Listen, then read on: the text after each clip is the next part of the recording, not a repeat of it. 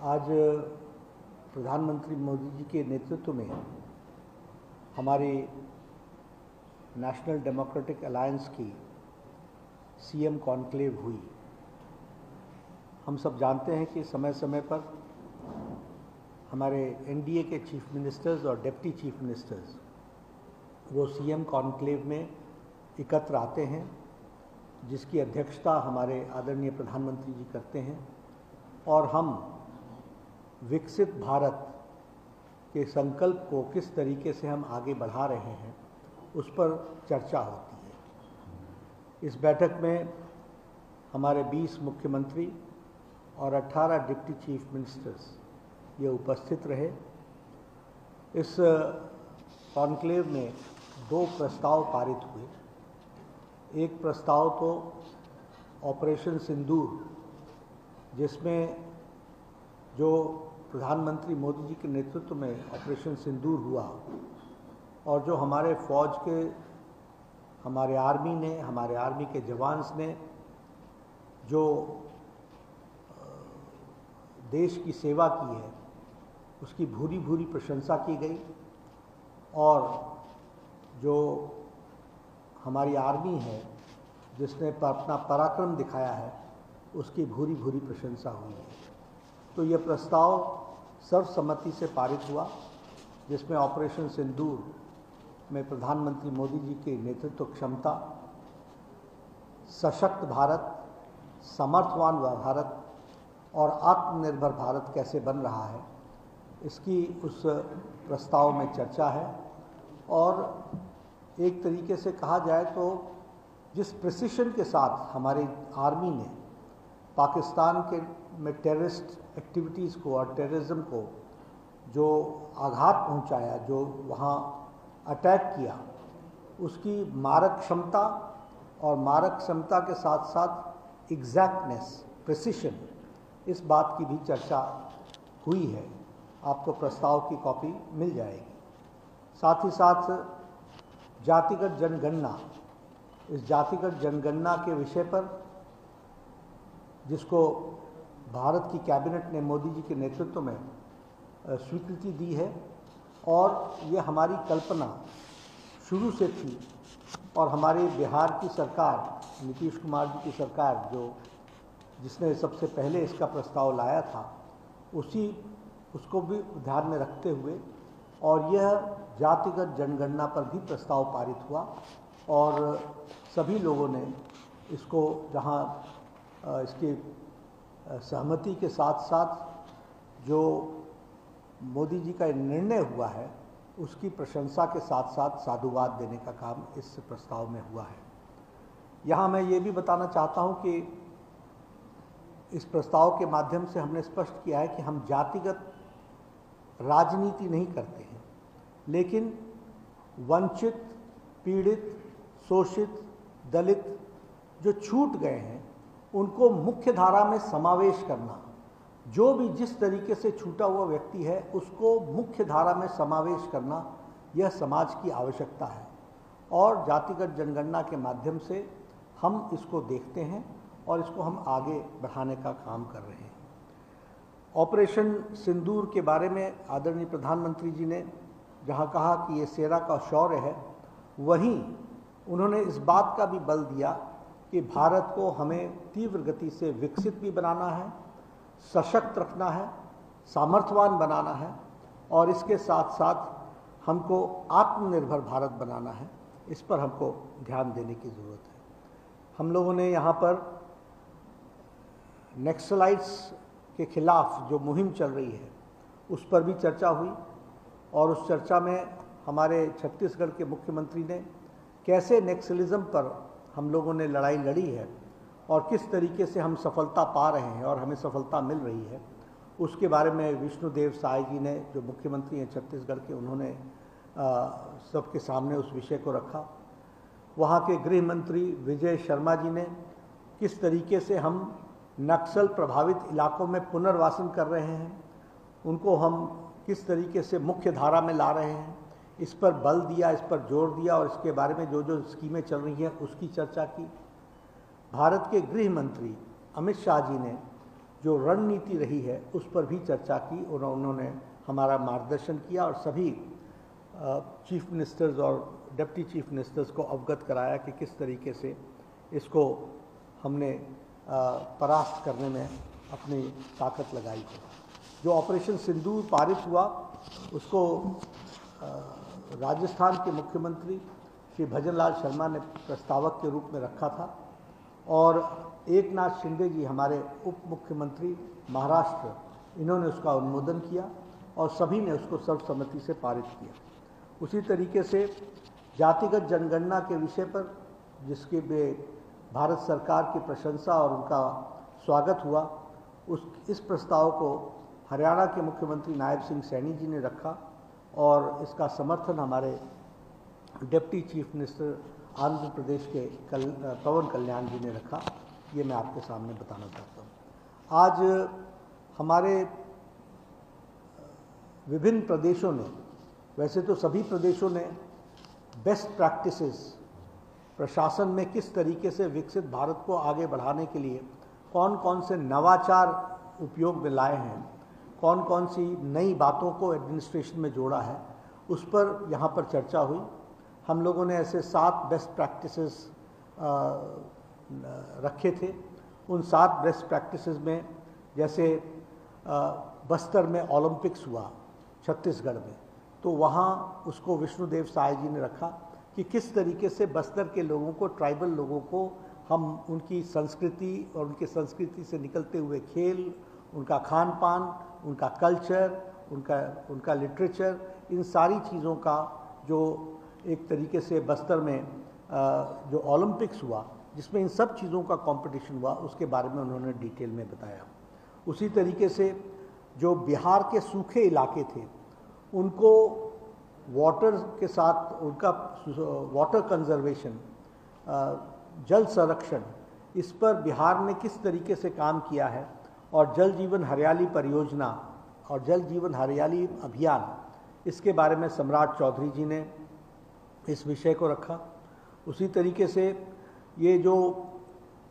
बाल विवाह जिसके विरुद्ध एक कार्रवाई असम में हुई है चाइल्ड मैरिज के, उसके बारे में हेमंत बिस्व शर्मा जी ने रखा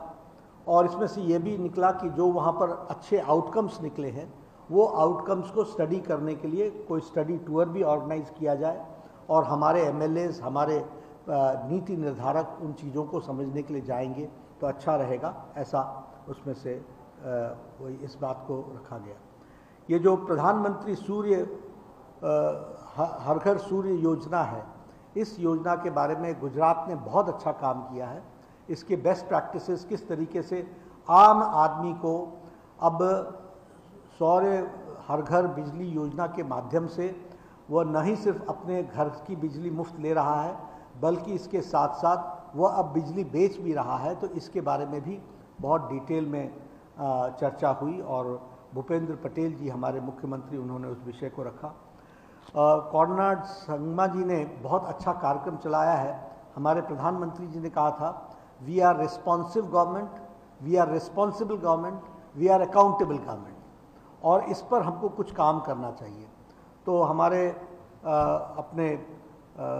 कॉर्नाड संगमा जी ने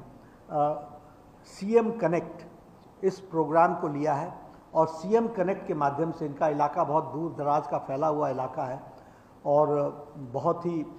स्कैटर्ड है, तो वहाँ पर एडमिनिस्ट्रेशन कैसे रिस्पॉन्सिबल हो सकता है, कैसे रिस्पॉन्सिव हो सकता है, कैसे अकाउंटेबल हो सकता है, उसका एक बहुत अच्छा इन्होंने प्रेजेंटेशन दिया। एक मूवी भी दिखाई उसकी, और उसमें से एक बात निकली कि हमारे सभी सीएम्स को किस तरीके से अकाउंटेबिलिटी को और बढ़ाया जा सकता है एडमिनिस्ट्रेशन में जोड़ने का, ये विषय आया। हमारे उत्तराखंड के मुख्यमंत्री पुष्कर सिंह धामी जी ने common civil code, uniform civil code जो वहाँ लागू किया गया, उसके बारे में उन्होंने विस्तृत प्रेजेंटेशन की। क्या क्या स्टेप्स लिए गए यूनिफॉर्म सिविल कोड को लागू करने में, क्या क्या उसमें से बॉटलनेक्स को दूर किया गया और किस तरीके से आज कॉमन सिविल कोड उत्तराखंड में लागू है और किस तरीके से सबको वो मुख्य धारा में शामिल कर रहा है, इस बात को उन्होंने रखा और उस पर अच्छी गहन चिंतन और चर्चा हुई है। हमारे महाराष्ट्र में बहुत अच्छे एडमिनिस्ट्रेटिव रिफॉर्म्स हुए हैं और वो एडमिनिस्ट्रेटिव रिफॉर्म्स को प्रधानमंत्री जी ने कहा भी कि हर एक स्टेट से कुछ एमएलएज सिलेक्ट किए जाएं जो स्टडी करने के लिए और उसको स्टडी करके अपने अपने स्टेट्स में रेप्लिकेट करें। तो एडमिनिस्ट्रेटिव रिफॉर्म्स में जो काम महाराष्ट्र ने किया है उस पर रखा गया, एक प्रेजेंटेशन हुआ। हमारे उत्तर प्रदेश के मुख्यमंत्री योगी आदित्यनाथ जी ने प्रोजेक्ट अलंकार, जिसमें गवर्नमेंट सीनियर सेकेंडरी स्कूल्स और हमारे जो +2 कॉलेजेस में जो क्लासेस हैं उनकी सैचुरेशन पॉइंट पर उनके इंफ्रास्ट्रक्चर को लाने का काम प्रोजेक्ट अलंकार के तहत किया गया है। यानी strengthening of the infrastructure for the higher education और मिडिल एजुकेशन, इस काम के लिए जो उन्होंने प्रोजेक्ट को चलाया है उसके बारे में प्रेजेंटेशन हुआ। तो इस तरीके से यह सारी बातें रही हैं। प्रधानमंत्री मोदी जी का हम सबको उद्बोधन मिला जिसमें उन्होंने कहा कि हमें ये बेस्ट प्रैक्टिसेस आपस में चर्चा तो हुई है, स्टडी ग्रुप्स बनने चाहिए जो इसको स्टडी करें और हर एक कोई अपने अपने स्टेट्स में उसको लागू करे। उसी तरीके से आत्मनिर्भर भारत के लिए हम किस तरीके से अपने आप को तैयार करके आगे बढ़ें, और ये आत्मनिर्भर भारत सिर्फ सरकार के तरफ से नहीं, इसका यह एक मूवमेंट होना चाहिए और इस मूवमेंट में सब लोगों को जोड़ना ये आवश्यक होगा, इस बात को उन्होंने कहा। प्रधानमंत्री जी ने पर्यावरण पर बहुत जोर दिया और उन्होंने सबसे कहा कि ये जो अमृत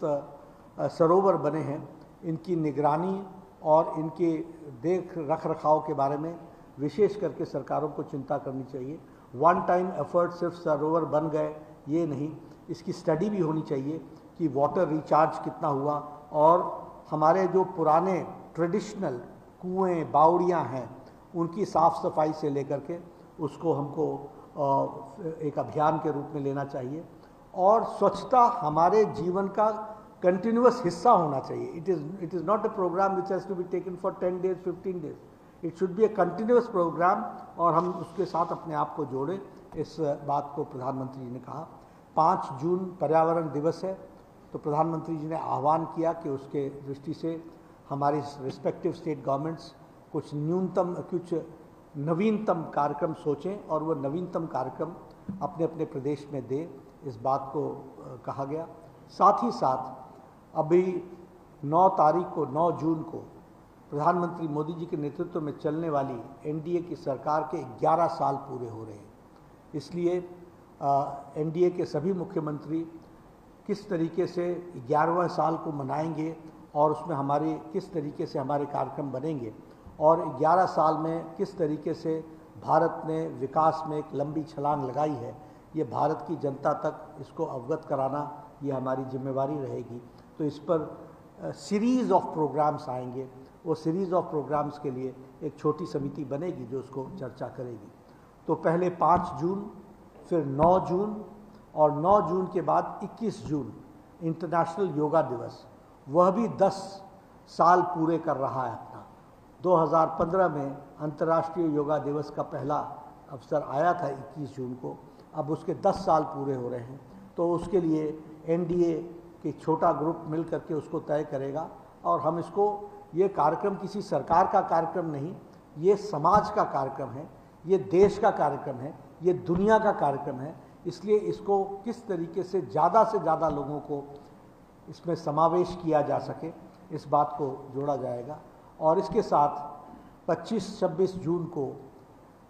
इमरजेंसी के 50 साल पूरे हो रहे हैं, तो वह भी एनडीए उसको भी जनता को उजागर करेगा कि किन लोगों ने प्रजातंत्र का गला घोटने का, डेमोक्रेसी को क्रश करने का, डेमोक्रेसी को थ्रॉटल करने का कुत्सित प्रयास किया, इसको भी हम जनता तक बताएंगे। आज 50 साल पूरे हो रहे हैं, 25 जून को 50 साल पूरे हो जाएंगे। तो यह भी जो डेमोक्रेसी को थ्रॉटल करने की, इस वाइब्रेंट डेमोक्रेसी को जो प्रयास हुआ था, वह भी हम जनता के बीच में ले जाएंगे। तो ऐसे 4 कार्यक्रमों के बारे में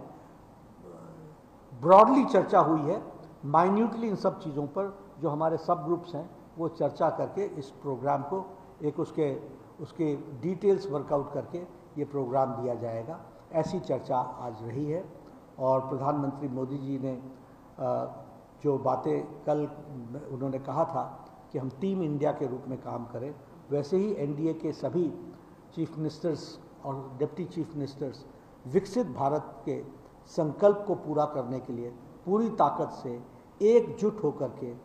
पूरी ताकत के साथ एकजुट होकर के और पूरी सिनर्जी के साथ इस विकास यात्रा को आगे बढ़ाए, विकसित भारत की ओर ले जाए, इस बात का आह्वान उन्होंने किया। ये आज की बैठक के आउटकम्स रहे।